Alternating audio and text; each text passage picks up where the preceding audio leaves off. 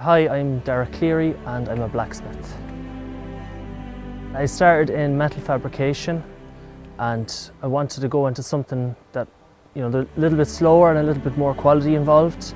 And I wanted to get into something more traditional, so I started doing some blacksmithing then. Where I live in Trim, there's loads of wrought iron gates. So on my lunch break, I'd go for a walk and I'd be looking at the gates and wondering how they were put together and wondering if I could put one together, I started with a weekend knife making course with Michael Budd up in Sligo, and after that I was hooked on it, and then went on to go to the Limerick School of Blacksmithing then for a 9-month course, and that really honed the skills. This is invaluable.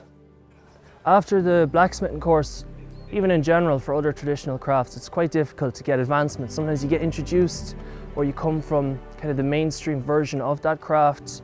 You want to delve deeper, and without going abroad, it's very difficult. So this course is like a godsend, When you have the bursary there, you can afford to do it. You can afford to kind of earn nothing while you're working, and you're just learning. And you're learning loads, but normally you couldn't afford to do that, So this is the only way as far as I'm concerned,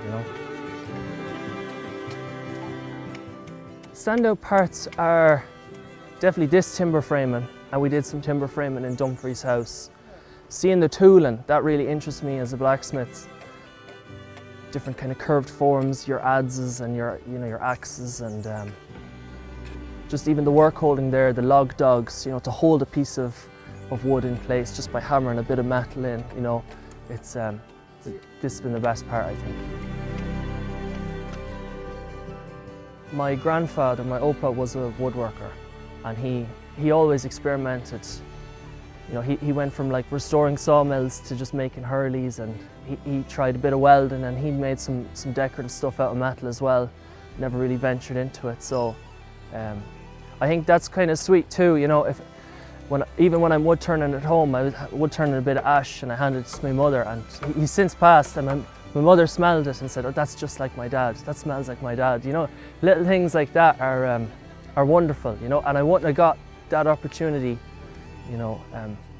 without this course or without that openness to other crafts,